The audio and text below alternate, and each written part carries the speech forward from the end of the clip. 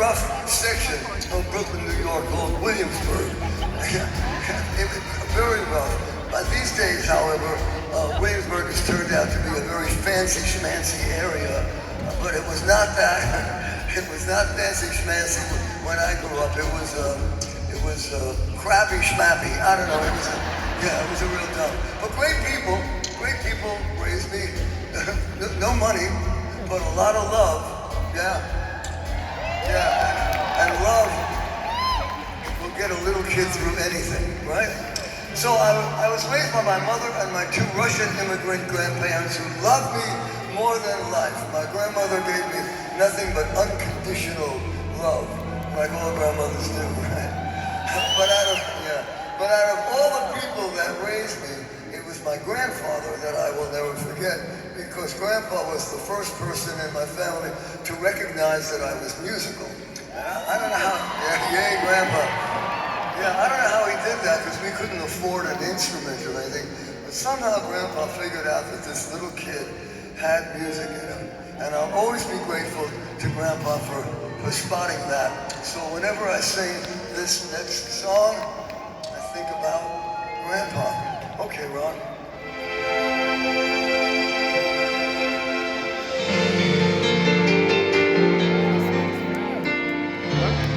This one will never sell, they'll never understand. I don't even sing it well, I try but I just can't. But I sing it every night, and I fight to keep it in, 'cause this one's for you. This one's for you.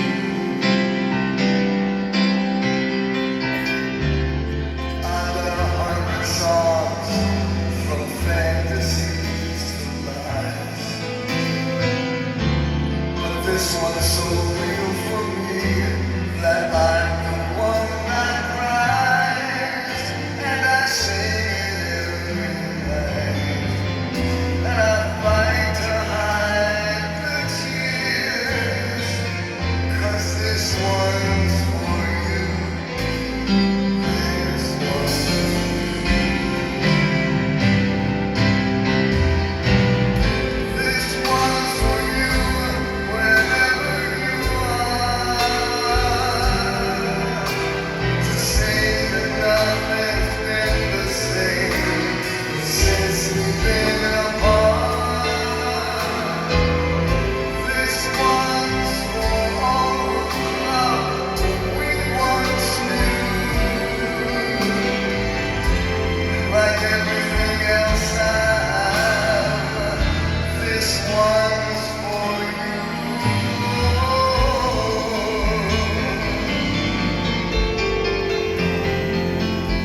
So every Saturday afternoon, Grandpa would take me across the Brooklyn Bridge to Times Square, where he had found this record your own voice booth.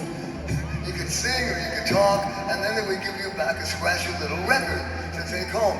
And the first time he did this, he tried to get me to sing Happy Birthday to a cousin of mine, and I was so young, I didn't know what he was trying to get me to do. And we still have this scratchy record in my family. So I'm gonna play you a little piece of this record so that you can hear Grandpa and Baby Barry, all right? Okay, Brian, whenever you're ready, play a little piece of this record for my friends. All right, I have to work. Come on. I have to work. Sing. I have to party. Come on. Oh, go ahead. Go ahead. Sing it. Go ahead. Go ahead, sing it. Go ahead. Come on, sing it. Come on. Go ahead. This goes on for 10 minutes. But Grandpa wouldn't give up. Every Saturday afternoon, he would take me across the Brooklyn Bridge to Times Square, and he'd put his quarter into this thing, and he would try to get me to sing something. And eventually, I understood what he was trying to get me to do, and I sang something for him. And I liked it. did. I liked it. It wasn't so much the singing part that I liked. It was the music. Even at that young age, I kind of understood it. I bet you asked my musician friends up here, I was terrible at sports, I was terrible at math, but I kind of understood music. It's so strange. Anyway, years later, after Mandy went #1, they booked us